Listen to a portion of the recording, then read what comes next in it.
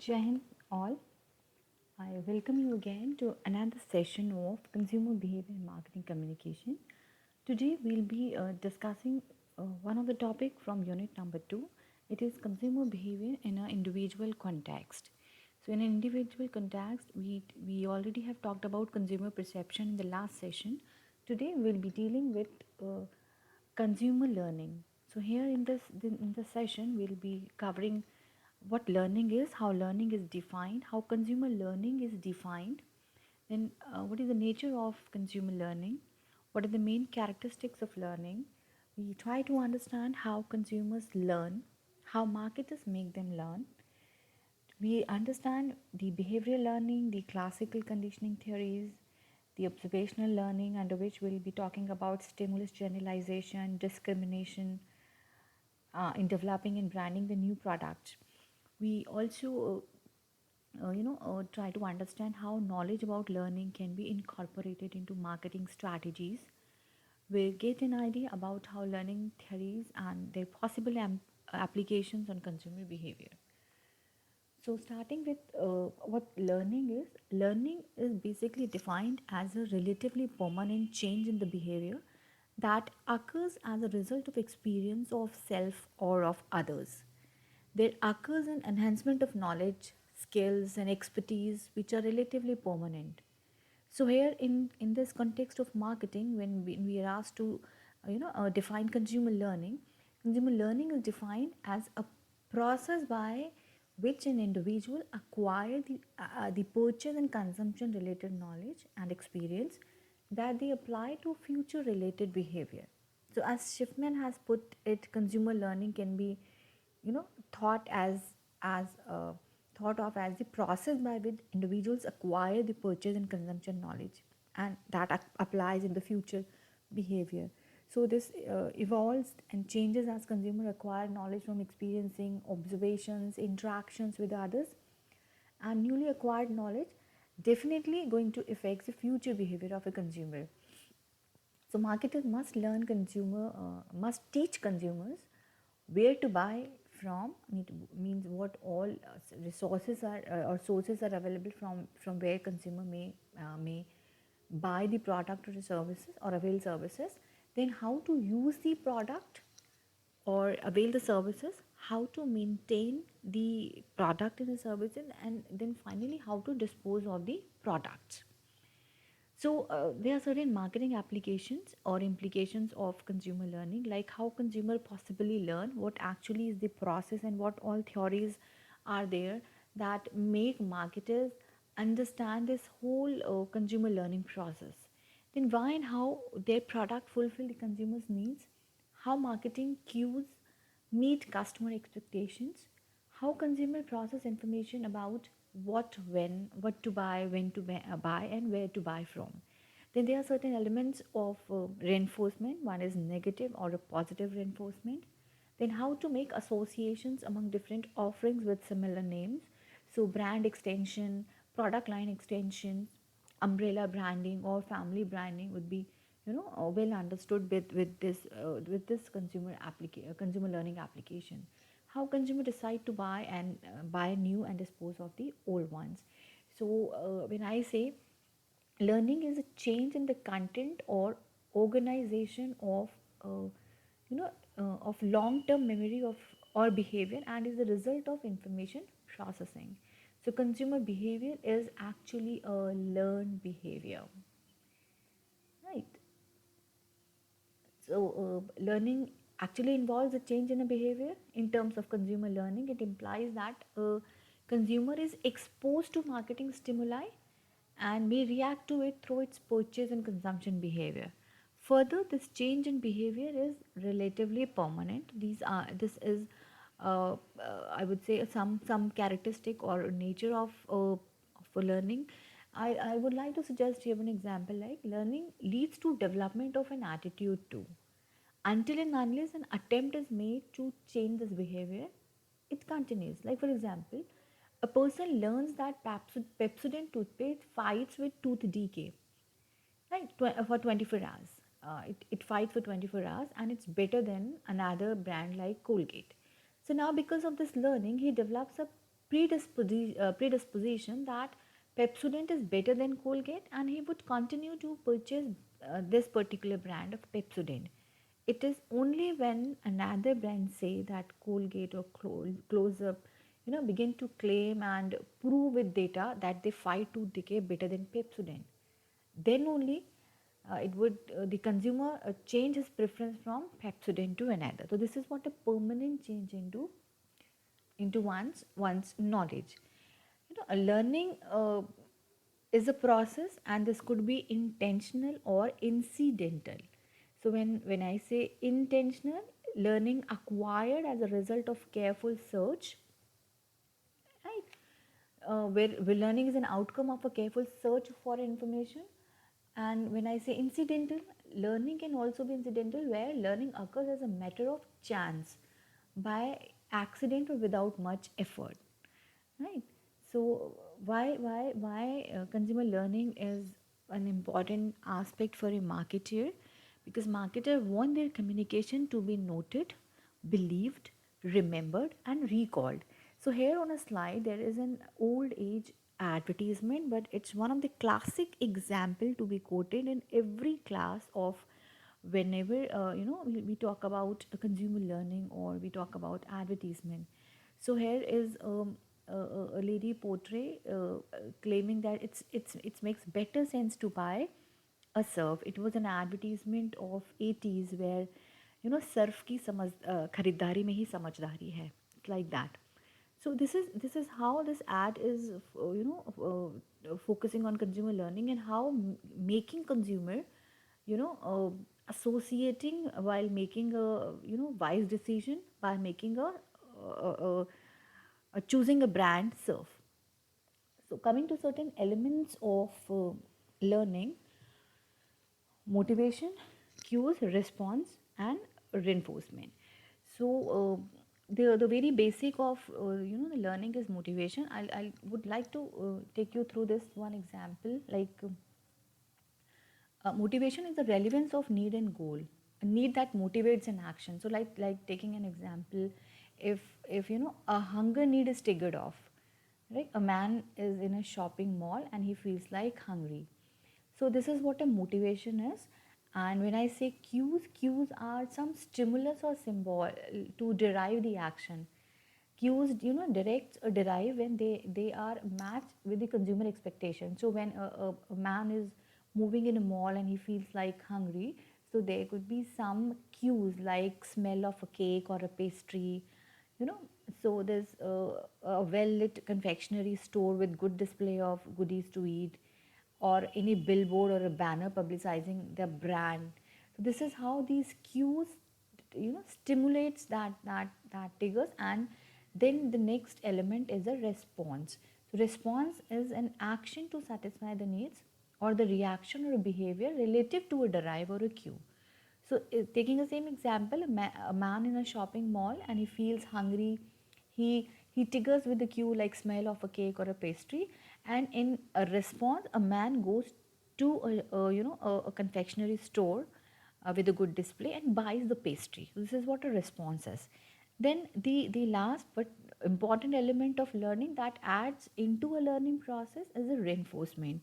So reinforcement is the feedback a consumer receives in form of a reward or in form of an action. So he likes the pastry and asks for more, or he does not find it good and eats something else from somewhere else. Or or if, or I mean, in the future, when a man again visit to the same mall or to the same store, if the experience was good or satisfactory, he the likelihood of purchase is more. Right. So this is what these are three different elements: motivation, cue, response, and reinforcement. So taking this very example of an Eno, when it came into sachet pack, in this category of antacid, there are several tablets in the market. So currently there are several product in tablet and liquid forms.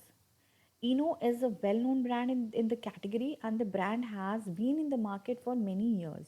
So in an effort to re-establish itself in a consumer memory, Came out with an interesting campaign that repositioned the brand with a new tablet and mini liquid variant in the category of antacids. So a TV commercial showing in comparison with a tablet and a liquid, both unbranded ones, and explained how the product was more effective, than the other many variants or other two variants, right? So when consumer is exposed to such communication over a period of time, the brand name may enter the long term memory, right?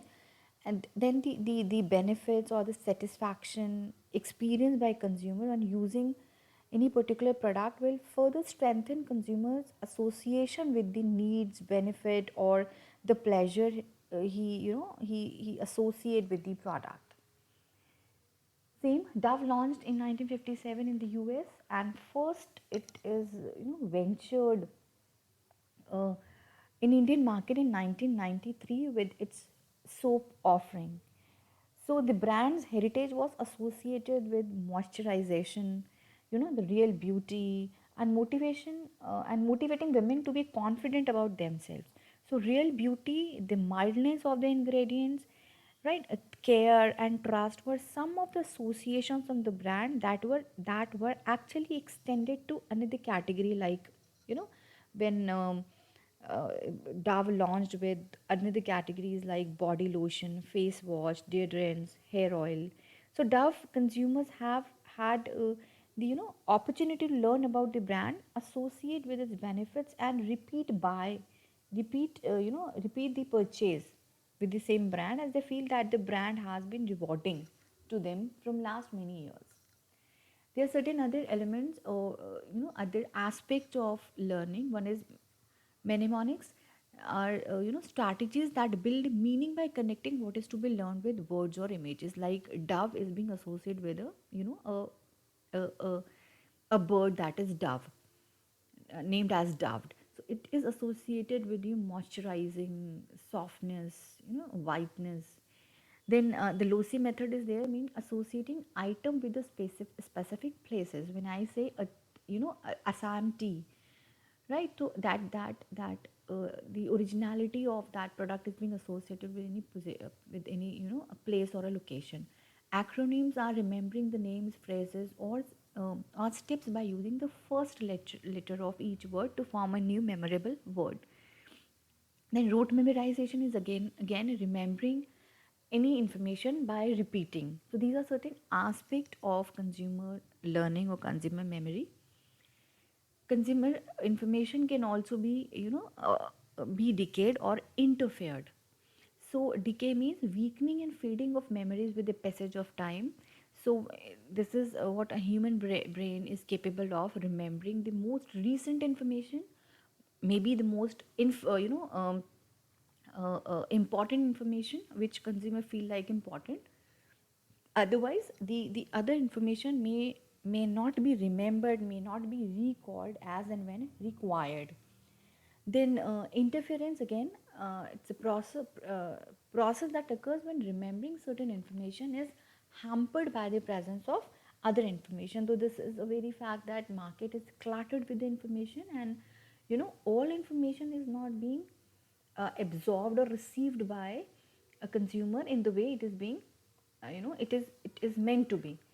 So there are many interferences, there may be many noise effects that may lead to forgetting of information by a consumer. Now coming to the behavioral theories of consumer learning.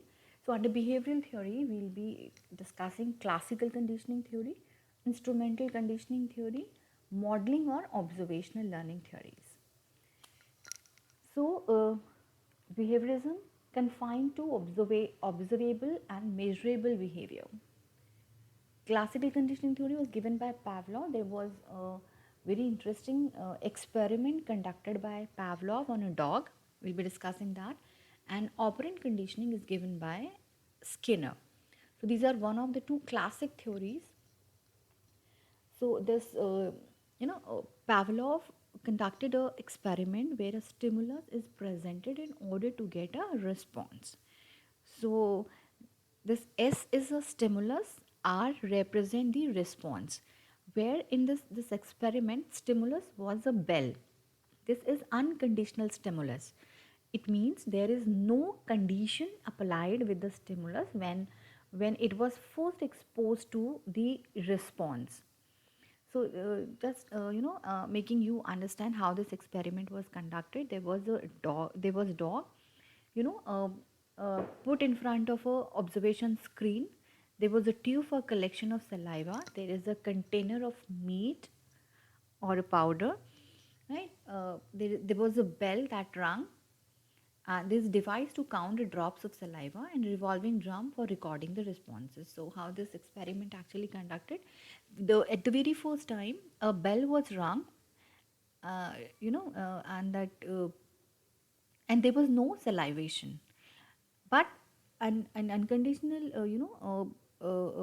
stimuli. A meat was placed in front of a dog, and the dog starts salivating, and when the meat was served, bell was rung, and this was repeated for for many times, right? So experiment was to ring a bell and cause his dog to attack the fruits cat or the meat placed in front of the dog. So whenever the bell was rung, the meat was placed in front of a dog, and this repetition, of this very experiment make the brain of the dog learn that whenever a bell rung, there was a meat, right? So this is how the brain had learned. So just have a look on this. There are three conditions: before conditioning, during conditioning, and after conditioning. So there is an unconditioned stimulus, that is meat. There is no condition, right? And the response again is an unconditional response, that is salivation. Then there is a conditioned stimulus, that is bell, and there is no response, because just ringing a bell, the dog will not respond at salivating. But during conditioning, when these two conditions are being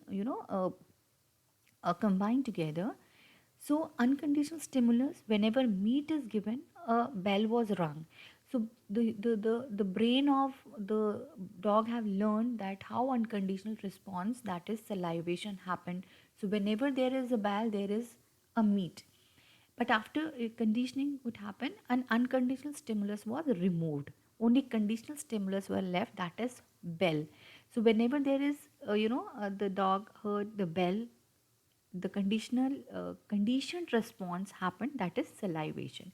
So how this is being applied into marketing context, just have a look on it. There are three conditions: before conditioning, during conditioning, and after conditioning. So like for example, there is an unconditioned stimulus like brand and a logo, and there is unconditional response, there is a perception developed by a consumer in his mind by observing the brand and logo.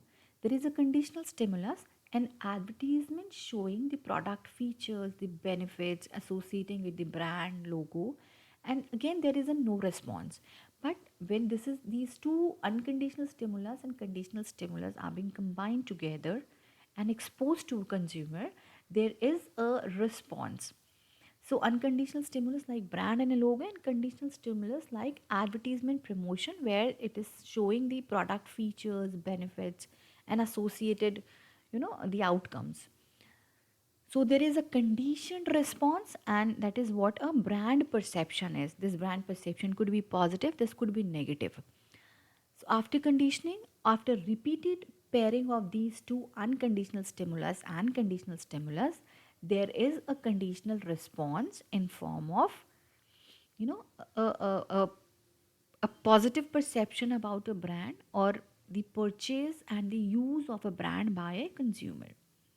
Again, let's try to understand this classical conditioning model by analogous model, where there is an unconditional stimulus like dinner aroma, when at 7 or at 6, from a kitchen there is a dinner aroma where mother is cooking food, and with this there is unconditional stimulus that at that point of time at 6 o'clock every day there is a news on a television. So this unconditional stimulus, that is dinner aroma, and conditional stimulus, that the time or the news at 6 o'clock, these when two all these things are paired, there is an unconditional response, that is salivation. So after repeated pairing, at the same time at 6 o'clock in the evening, when there is a news on a television, there was a dinner aroma from the kitchen, right? But at a conditional stimulus, when these are repeated, the human brain learn. So, one day there is no dinner aroma from a kitchen, but at 6 o'clock at the same time when news is there on a television, there is a conditional response of salivation, right?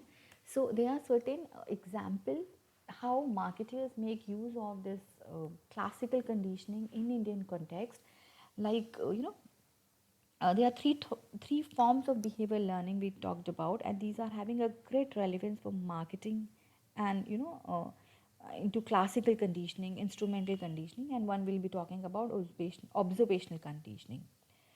So, a very classic example to understand here, Pond's is a well-known brand. The new subcategory of men's skin brightness offering, that is a conditioned stimuli and is creatively associated with the unconditional stimuli of recharge, right? It is written energy charge, white boost, that elicits association of recharge of mobile sets that like we or youngsters follow as a ritual, right? So this is how this is associated with advertisement on Indian context.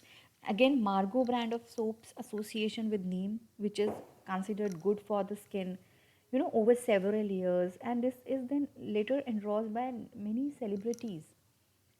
Cafe Coffee Day, again association with relaxation and socializing. Then Robin Dazzling whiteness, association with whiteness of the cloths. Then you have another example of Safola Total. Here the Safola oil is being associated with healthy cooking or with a healthy heart. Then there is another example of to understand the application of how counter segmentation in classical conditioning is being used by marketeers. So there is a Titan Zoom brand, Titans, brand Zoop. So what they did, they had a tie-up with, with Iron Man 3. So they had used the concept of brand licensing in an interesting manner. Zoop had again a tie-up with the movie of Iron Man 3. This was to extend its brand, initially positioned for kids to youngsters in the range of 20 to 24 years, right? Then counter segmentation is a concept that involves expanding the segment of a brand to include a new segment, especially when the original segment has been defined narrowly in terms of its appeal. So here Titan's strategy of Zoop triggers an association with this strategy. Then there are certain another strategic applications of classical conditioning, like repetition. In advertising, repetition is the key to forming association between brands and fulfillments of needs. So here, for example, having a healthy mouth and good oral hygiene, which is a human need, and unconditional stimuli is used, which many consumers associate with the word Crest. It is one of the brand in toothpaste. Why? Because after more than 50 years of repeated advertising and uncountable ads, upon hearing and seeing the name Crest, consumers think of a premium product for keeping their mouth and teeth healthy and protected from bacteria and many deterioration of teeth. So that Crest is the condition stimulus and the consumer association and condition into in form of a response. So this is what a repetition of the information. Then stimulus generalization is the ability to perceive differences between slightly dissimilar stimuli, and another strategic application in form of stimulus discrimination. So we'll be discussing in little detail. As I said, repetition is increasing the strength of association and slows down the forgetting. This is the reason why repeated exposure is given by the marketeers.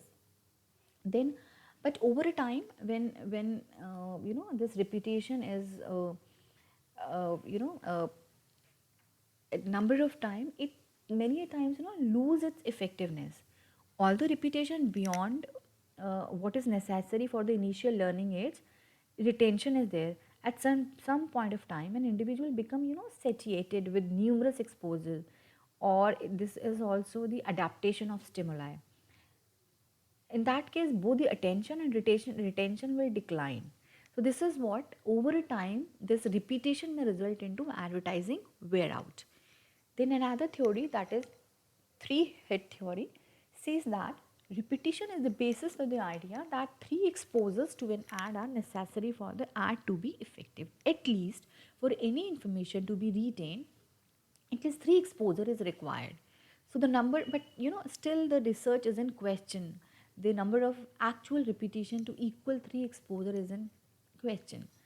Stimulus generalization is inability to perceive differences between slightly dissimilar stimuli, right? So Pavlov found here, for example, that dog could learn to salivate not only to the sound of bell, but also to the similar sounds such as jangling keys or coins. So this is how an individual's capacity, inability to differentiate between two same kind of a stimuli, and this stimulus generalization explains why some imitative like Me Too products succeed in the market, right? Pirated products succeed in the market.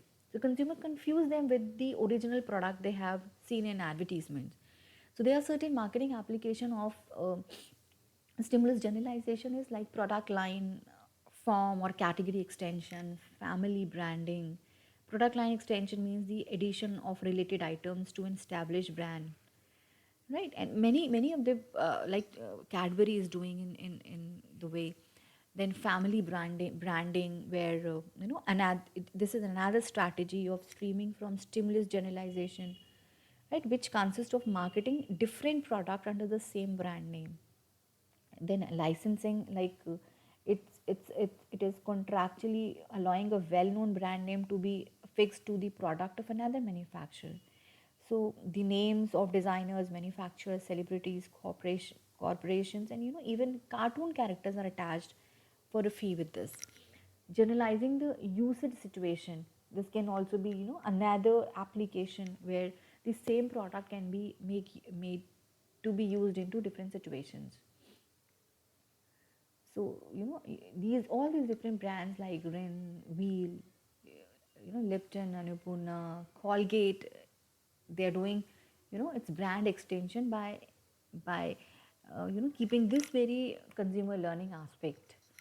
Stimulus discrimination is opposite to the stimulus generalization and is the selection of specific stimulus from among similar kind of a stimuli. Here the core objective is of positioning, or to teach consumer to discriminate or distinguish among similar products, right? By form a unique image of a brand in the minds of the consumer. So this is to persuade or to convey a brand unique benefits effectively and differentiate it from competitors. Like if you remember the advertisement of Savalon, how it make differentiated, like it's not give that inflammation on your wound when it's applied, same like that of a Dettol. This is what classical conditioning is. Now coming to instrumental conditioning, it's a type of conditioning in which desired voluntary behavior leads to a reward or prevents a punishment. So instrumental conditioning or operant conditioning is given by Skinner, and it is based on the notion that learning occurs through a trial and error process with habits, right, formed as a result of reward received for a certain responses or a behavior. Like in a classical conditioning, instrumental conditioning requires a link between a stimulus and a response. So there are some key concepts like reflexive, that is unlearned behavior, and condition, that is learned behavior, and one that is reinforcement. This reinforcement could be positive or negative.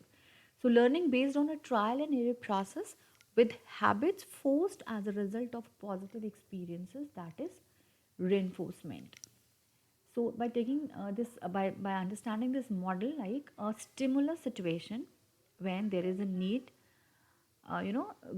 to buy a good looking jeans. So an individual or a consumer tries a brand A, and the response or the result in form of unrewarded or legs too loose. So that individual consumer again tries try for a brand B, and again the result in form of unrewarded or tight in a seed. Then again tried brand C, where it is a result in form of unrewarded baggy in seed, right? Then he tried for a brand D. So this is trial and error. This led to a result, and if the result is rewarding, then a perfect fit, the behavior is repeated with the same brand. If it is unrewarded, if in a trial there is an error, there is a negative reinforcement, then the consumer will not gonna you know repeat with the same brand, right? So this is what this instrumental conditioning talked about. So consumer learn by means of trial and error process, in which some purchase behaviors result in more favorable outcomes, these outcomes in form of a reward, and other then other purchase behaviors or favorable experience is instrumental in teaching the individual to repeat a specific behavior. Positive reinforcement is a reward with a particular behavior that strengthens the likelihood of a specific response, where negative reinforcement is unpleasant or a negative outcome that serve to encourage a specific behavior.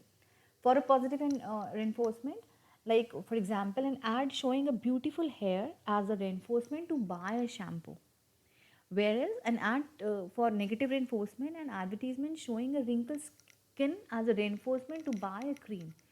So this is what something that is negatively reinforced but to buy a product. So there are certain other aspect that is related to this instrumental or operant conditioning theory, that is retention. That information is stored in long-term memory, and this is episodically or semantically. Episodically by the order in which it is acquired. So most recent information is something that I am able to recall very fast, whereas the information which a week back or a month back is not that much retained in the human mind. Semantically means according to significant concepts, how important information is, that is more retained by a consumer or an individual mind.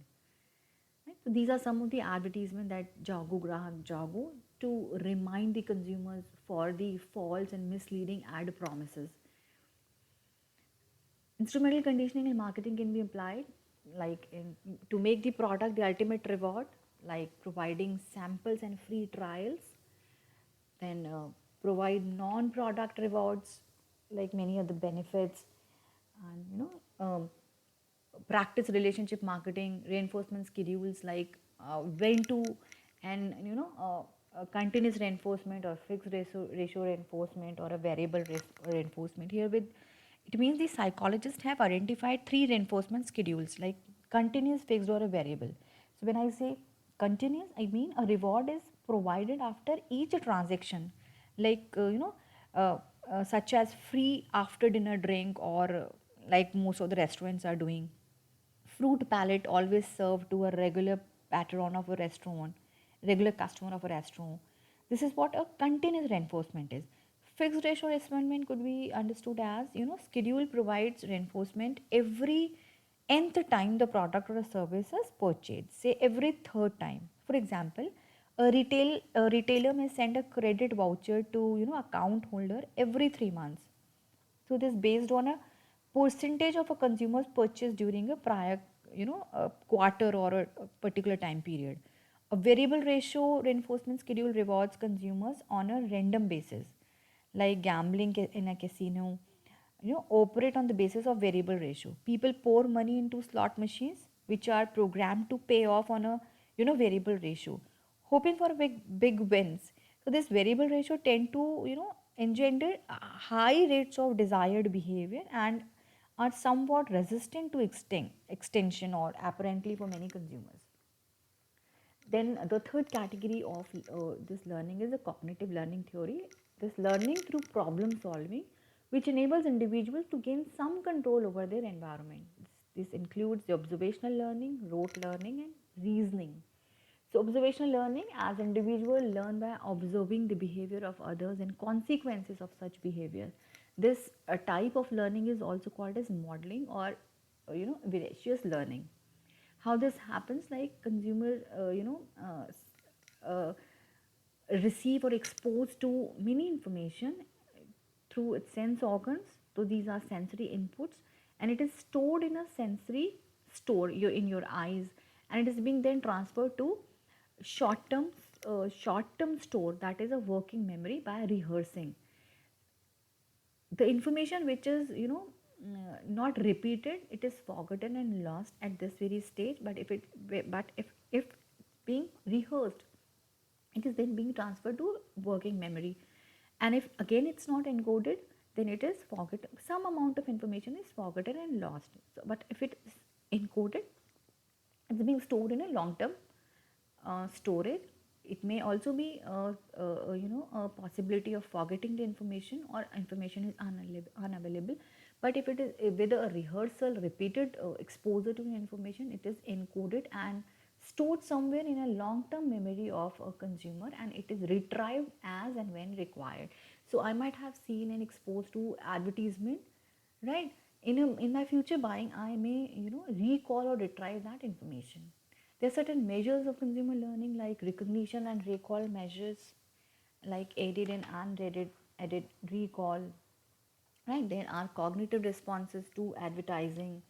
They could be copy testing measures of advertisement, attitudinal and behavioral measures of brand loyalty by consumer learning. So this is all about consumer learning. I hope you'll able to understand, and I'm open to receive your questions. You can please drop your questions and your doubts, you know um, in this video or below the video in the chat box. Thank you so much.